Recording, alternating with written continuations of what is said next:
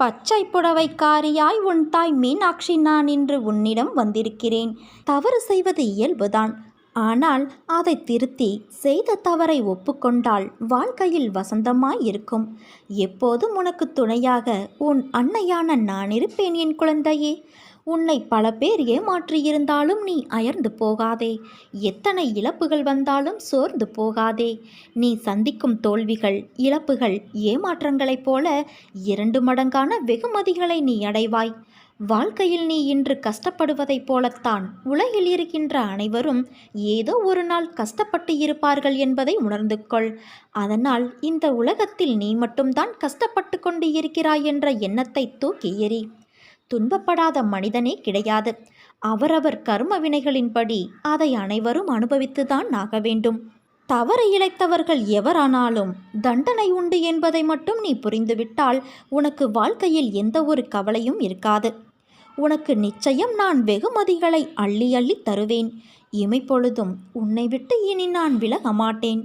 இழந்தது இழந்ததாகவே இருக்கட்டும். நீ இழந்தது அனைத்தும் உன் நலனுக்காகவே நடந்தது என்பதை உணர்ந்துவிடு குழந்தையே. என் ஆசிர்வாதங்கள் என்றும் உனக்கு துணை நிற்கும். நீ எதிர்பார்த்த ஆரோக்கியம், நிம்மதி, செல்வம், உறவுகள் அனைத்தும் உன்னை தேடி வரும். இனிமேல் நீ நினைத்ததெல்லாம் நடக்கும். தொட்டதெல்லாம் துவங்கும். நான் உன்னை கைப்பிடித்து நடத்தி கொண்டு போகிறேன் அல்லவா? நான் உன் முன்னேதான் சென்று கொண்டு இருக்கிறேன். நீ என் பரிபூரண அருளும் ஆசீர்வாதமும் அன்பும் பெற்ற என் செல்ல குழந்தை. எந்த விஷயத்திலும் எந்த சமயத்திலும் நான் தன்னத்தனியானவன் என்ற பாவம் வராமல் பார்த்துக்கொள். உனக்கு துணையாக உன் அன்னையான நான் இருக்கிறேன். நான் பின்பற்ற வேண்டிய கர்மங்கள் என்று ஒன்றும் இல்லை.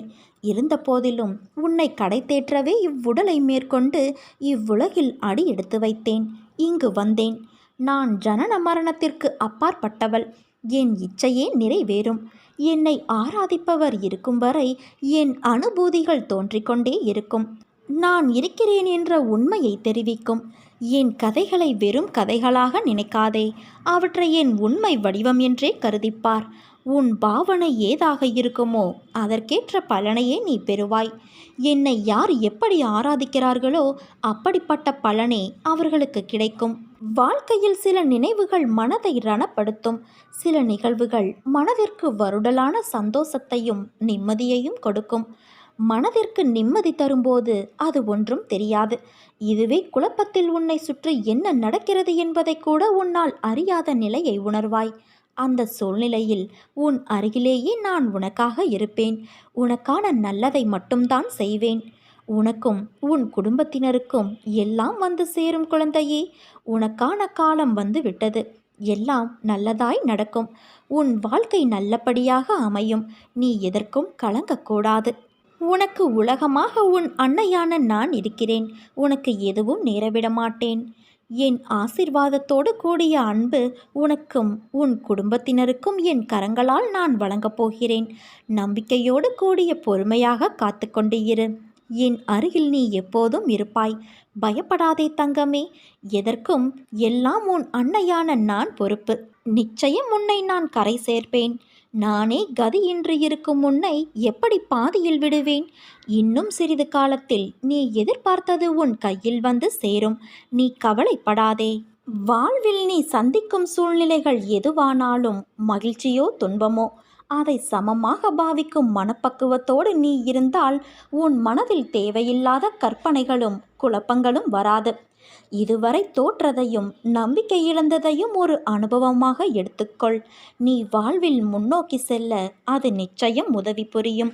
உனக்கான நேரம் வரும் வரை நான் உன்னோடு இருந்து உன்னை வழி நடத்துவேன் என் குழந்தையே. உனக்கு என்ன கஷ்டம் வந்தாலும் முதலில் அந்த கஷ்டத்தை நினைத்து அழாதே. அந்த கஷ்டமான நேரத்தில் என் நாமத்தை சொல். அனைத்து கஷ்டத்திலிருந்தும் உன்னை நான் பாதுகாப்பேன். உனக்கு கிடைத்ததை நீ ஏற்றுக்கொள். அதில் உன்னை யாரென்று நீ எடுத்துக்காட்டு. தலை வணங்கி செல்ல கற்றுக்கொள். எது நடந்தாலும் மற்றவர்கள் உன்னை கடிந்து கொண்டாலும் சிரம் தாழ்த்திப்போ. உன்னை தேடி அனைத்தும் தானாக முன் வந்து நிற்கும். பணிவு, பொறுமை, நிதானம் இவற்றை மனதில் நிறுத்தி கொண்டு தினமும் செயல்படு. மற்றதை உன் அன்னையான நான் பார்த்து கொள்கிறேன். நான் அழைக்காமல் எவரும் இங்கு வர முடியாது. என்னுடைய விருப்பமில்லாமல் யாரும் என்னுடைய வாயிற்படியை தாண்ட முடியாது. இப்போது உனக்கு நான் அழைப்பு கொடுக்கிறேன். என் அழைப்பை ஏற்று நீ விரைந்து வா என் குழந்தையே. உன் வேண்டுதல் எல்லாம் பலிக்கப் போகிறது. உனக்கு எல்லா சூழ்நிலைகளிலும் உன் அன்னையான நான் துணை இருக்கப் போகிறேன். உன்னை யார் முன்னிலையிலும் தாழ்ந்து போக விட மாட்டேன் குழந்தையே. வெற்றி கிரீடத்தால் உன்னை மிக விரைவில் நான் அலங்கரிக்கப் போகிறேன். நம்பிக்கையோடு இரு குழந்தையே. வாழ்க்கையில் கடினமான நேரம் என்பது எல்லோருக்கும் வரத்தான் செய்யும். அதற்காக சோர்வடைந்து இந்த வாழ்க்கையே வேண்டாம் என்று நினைத்தால் பூமியில் ஒருவர் கூட இருக்க மாட்டார்கள். இருளில்தான் மின்மினி பூச்சியின் வெளிச்சம் நமக்கு தெரியும், பகலில் தெரிவது இல்லை. அதே வெளிச்சம் என்ற சந்தோஷமான நேரம் வாழ்க்கை அழகாக இனிமையாக இருக்கும். ஆனால் வாழ்க்கையின் படிப்பை வெளிச்சத்தில் நீ உணர மாட்டாய். இருளில் அலைந்து அதை நீ உணரும்போதுதான் வாழ்க்கை என்ற ஆத்ம வெளிச்சம் என்ன என்பதை நீ உணர்வாய். வாழ்க்கையில் உன் மனதிற்கு பயம் தோன்றும் நேரம் உன் எதிர்மறை எண்ணங்களால் மட்டுமே. வாழ்க்கையை நினைத்து அதன் பொறுப்பை நினைத்து அது சரியாக நடக்குமா என்ற பயம், அதுவே உன் வேலையில் தடங்களை ஏற்படுத்துகிறது. இனிமேல் பயப்படாதே குழந்தையே. உன்னை தேடி வந்த வாய்ப்புகள் இது. எல்லாம் உன் அன்னையான நான் உனக்கு கொடுத்த வாய்ப்புகள். அதை நீ மனதார ஏற்றுக்கொள். நிச்சயம் அதில் நீ வெற்றி பெறுவாய். உனக்கான வாயிற்படியை நான் உனக்கு கொடுத்து விட்டேன். அதில் பயணிக்க நீ தயாராக இரு. உனக்கான பக்க பலமாய் உன் கையை பிடித்து உனக்கான வாழ்க்கையை நான் பிரகாசமாக்குவேன். என் பரிபூரண அருளும் ஆசியும் அன்பும் பெற்ற என் செல்ல குழந்தையல்லவா நீ. உனக்கு எதிராக எத்தனை பேர் செயல்படுகிறார்கள் என்பதை பற்றி நீ பொருட்படுத்தாதே. மனதை குழப்பும் பிரச்சனை விரைவில் சரியாகிவிடும் என்று மனதில் சொல்லிவிட்டு வேலையை பார். விரைவில் அதிசயம் நடக்கும். ஏற்பட போகும் அதிசயங்களுக்கு நன்றி என்று ஆழமாக சொல்லிக்கொண்டே இருந்தால் போதும். அது எப்படி சரியாகும் வழிகளை பற்றியெல்லாம் நீ ஆராய வேண்டாம். நமக்கு ஒரு சில வழிகள்தான் தெரியும். ஆனால் பிரபஞ்சத்திற்கு 1000 வழிகள் இருக்கும். அது அனைத்தையும் சரி செய்துவிடும். உன் வார்த்தைகள், எண்ணங்கள் பிரபஞ்சத்திற்கு கட்டளைகளாக அனுப்பப்பட்டு விரைவில் சரி செய்துவிடும். உன்னை சுற்றி எதிராக நடப்பதை பற்றி நீ கவலைப்படாதே.